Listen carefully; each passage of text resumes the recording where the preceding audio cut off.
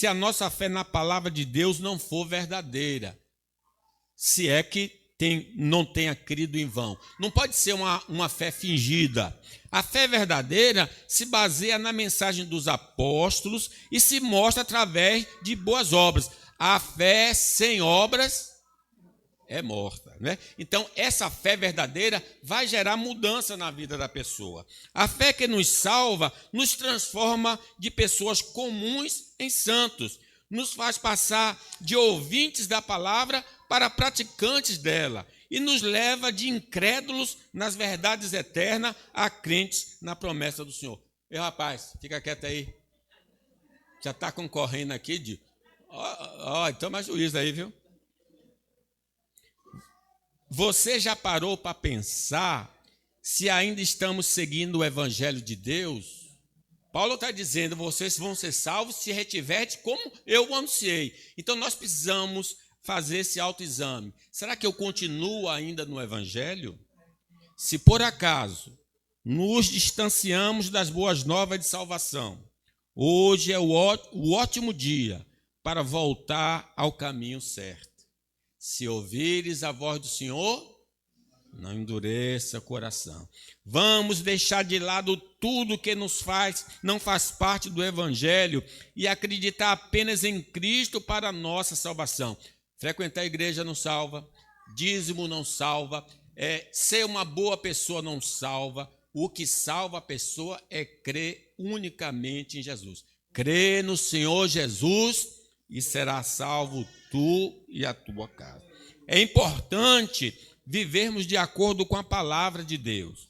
Não devemos adiar essa limpeza nas nossas crenças e ações, pois amanhã pode ser muito tarde. Então, se eu não estou andando de acordo com o Evangelho, se eu não creio de acordo com o Evangelho, eu estou precisando fazer uma faxina, limpar da minha vida essas coisas que não glorificam a Deus. Em segundo lugar, a ressurreição dos mortos faz parte da essência do Evangelho de Deus. Leamos o 3. Antes de tudo, vos entreguei o que também recebi, que Cristo morreu segundo as Escrituras, e que foi sepultado e ressuscitou ao terceiro dia, segundo as Escrituras. Meus irmãos, nós precisamos atentar para isso, porque as pessoas pensam que o Evangelho só é a morte de Cristo. Sim, ele morreu pelos nossos pecados, mas se ele não houvesse ressuscitado, a nossa dívida permanecia. Por quê? Porque ele foi vencido pela morte, ele tinha algum defeito e não pôde ressuscitar. Então, está ligado à morte e ressurreição de Cristo. Nós que cremos em Cristo, não podemos ser lançados no lago de fogo, porque fomos declarados inocentes, pois já cumprimos a nossa sentença em Cristo. Cristo pagou na cruz a nossa dívida. Nenhuma condenação há para aqueles que estão em Cristo Jesus, o nosso Senhor. Se a nossa fé no Evangelho não for de aparência, somos de fato salvos. Estamos sendo salvos e seremos salvos na sua segunda vinda. Ele nos salvou, ele continua nos salvando da carne, do mundo e do diabo e nos salvará na eternidade, né? Vinde, benditos do meu Pai, possuir por herança o que está reservado para vós desde a fundação do mundo. Mas se nossos pecados não foram lançados sobre Jesus, estamos debaixo da condenação. Deus está nos dando, no dia chamado hoje, a oportunidade de receber a Jesus para obtermos o perdão de nossos pecados, porque ele morreu pelos nossos pecados segundo as Escrituras.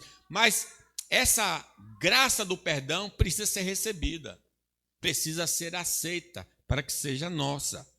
A obra salvadora de Cristo para a nossa justificação, que é o perdão, só foi concluída com a sua ressurreição. Se ele tivesse permanecido sobre o domínio da morte, sua vida não teria poder de nos libertar da condenação. Mas graças a Deus, ele ressuscitou e nós fomos considerados justos. Como diz o apóstolo Paulo, ele foi entregue à morte por causa dos nossos pecados e foi ressuscitado para que fôssemos declarados justos diante de Deus. Como é que eu sei que eu não tenho dívida?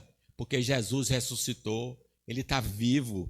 A morte de Cristo cumpriu a lei, porque o salário do pecado é a morte, enquanto sua ressurreição mostrou que ele era inocente e que nossa dívida foi paga. A ressurreição de Cristo é a confirmação de que todos que creem nele estão perdoados de todos os seus pecados, livres do medo, já resgatados. Cristo morreu por nossos pecados. Na sua cruz o pacto se fez. Fomos remidos de uma vez. Sim, de uma vez, amigo, acredita. No Salvador tem sorte bendita. Cristo na cruz a lei satisfez e redimiu-nos de uma vez. É motivo da igreja celebrar e adorar a Deus por essa graça maravilhosa. A ressurreição de Cristo nos ensina que aqueles que estão com Ele viverão uma vida nova. Aquele que está em Cristo é uma nova criatura. A ressurreição não só tem o poder de confirmar o perdão, mas de transformar a nossa vida. Claro que não será perfeita nessa vida, mas haverá uma transformação. Também aprendemos que mesmo que a morte física nos atinja, seremos ressuscitados por Cristo quando Ele voltar. Estamos tão ligados a Ele que quando Ele falar, nós sairemos da sepultura pelo seu poder, como Lázaro saiu. A morte não tem mais domínio sobre nós. Se dormirmos, nosso espírito irá para o céu. Se nós partirmos hoje, nós vamos à presença do Senhor, que diz, é incomparavelmente melhor, né? Coisa gloriosa. Lá nós vamos ver os nossos irmãos que lá estão, Maria Lúcia, né? E tantos outros, e vamos conhecer até anjos que a gente ouviu falar nas Escrituras, né? E lá é um lugar tão agradável que depois nós vamos ficar lá até o retorno glorioso de Cristo Jesus.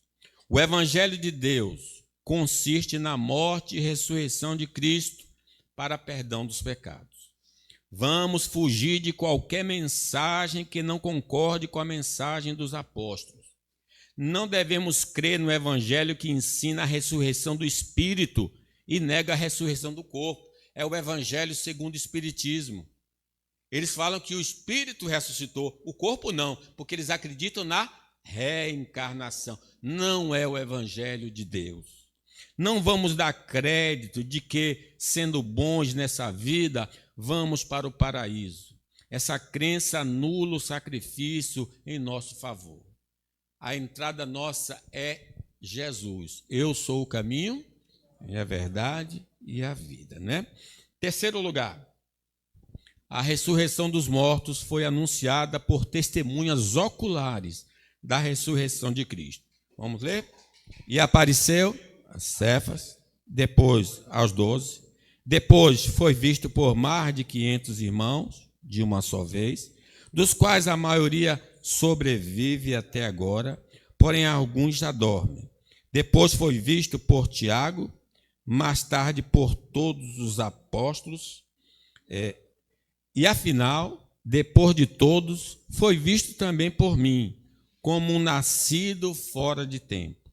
Porque eu sou o menor dos apóstolos, que mesmo não sou digno de ser chamado apóstolo, pois persegui a igreja de Deus. Mas pela graça de Deus sou o que sou. E a sua graça que me foi concedida não se tornou vã. Antes trabalhei muito mais